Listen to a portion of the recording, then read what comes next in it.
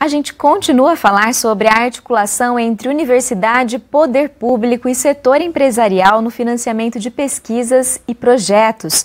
Esse é ainda um desafio para muitas instituições de ensino superior. Pensando nisso, o pesquisador Francisco Maia, doutorando do Programa de Pós-Graduação em Mídia e Tecnologia da Unesp em Bauru, está desenvolvendo uma pesquisa que pretende criar justamente um modelo de captação de recursos para a universidade. Chico, muito obrigada pela sua vinda até aqui hoje. Obrigado, Leire, pelo convite. Bom, o foco da sua pesquisa é captação de recursos, né? Mas eu gostaria da sua opinião antes um pouquinho sobre um tema um pouco mais geral, né? Pela sua experiência, quais as dificuldades hoje que as instituições de ensino superior, os pesquisadores têm em captar recurso, em conseguir formas diferentes, né, de financiamento para suas pesquisas? Tá. Eu vejo o seguinte, nós vivemos num mundo onde as universidades têm focado no ensino, pesquisa e extensão.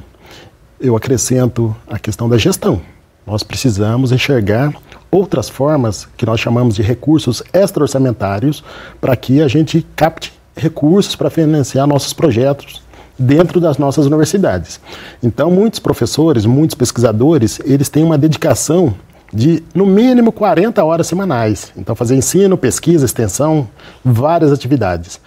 Não dá tempo de se informar sobre as oportunidades que ocorrem todo dia.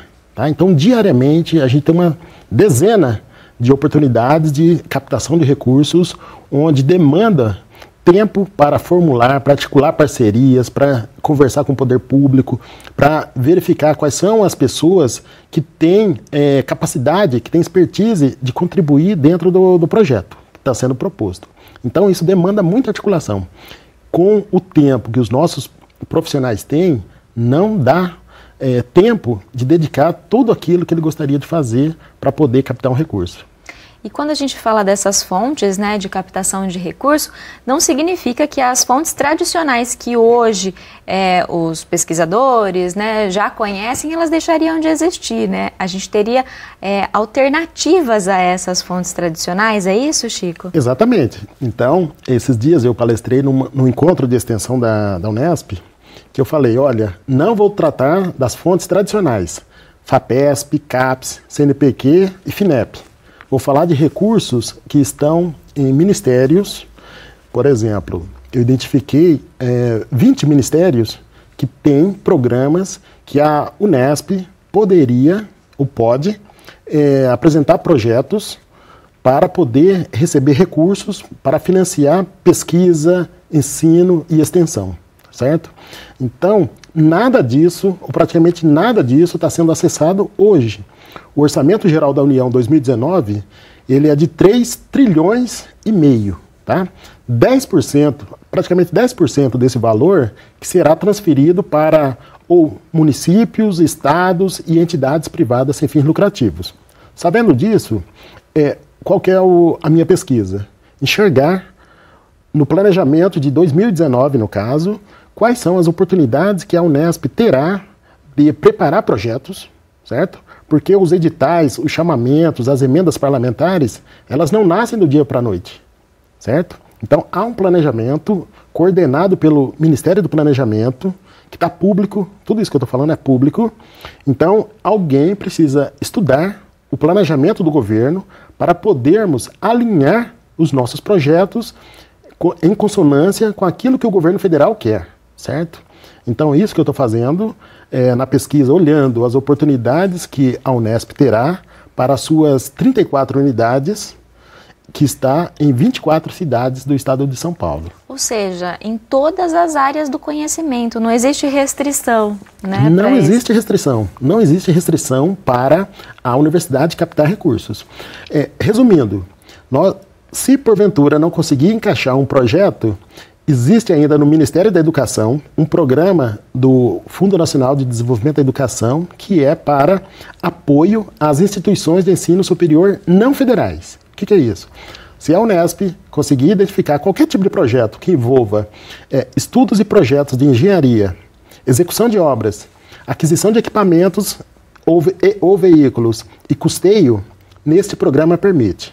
Portanto, a minha pesquisa se resume em identificar as oportunidades que nós temos lá fora e, mais do que isso, fazer uma radiografia das demandas que os nossos pesquisadores, que os nossos diretores, que os nossos funcionários estão tendo para poder melhor aplicar os recursos da Unesp ou ainda melhorar como executar os seus trabalhos nas suas diversas unidades.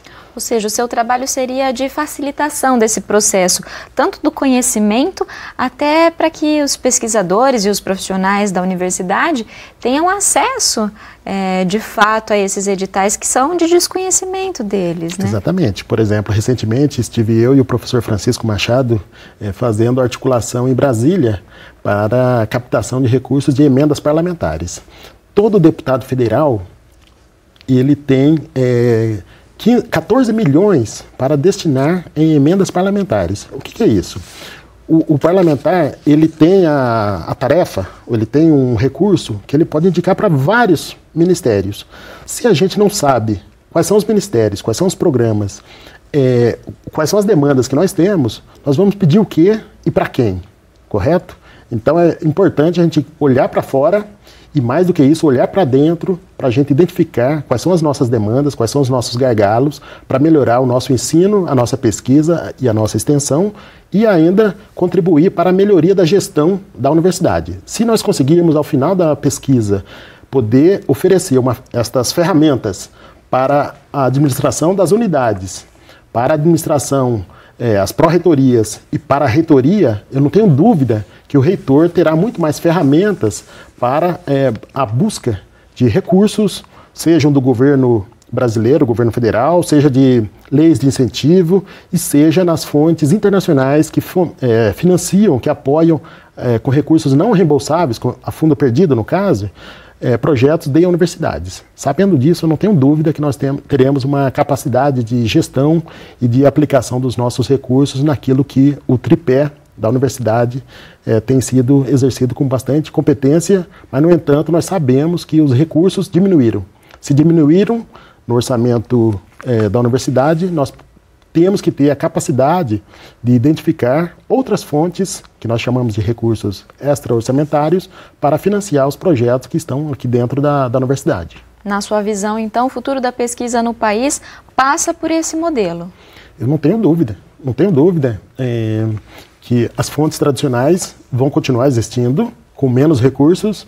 No entanto, fontes extra-orçamentárias que a universidade ainda não tem acessado, ela pode buscar, deve buscar. Por quê? Quando a gente fala de orçamento, se nós não acessarmos esses recursos, a tendência é diminuir, correto? Então, todo ano eu pesquiso quanto do orçamento da União foi executado.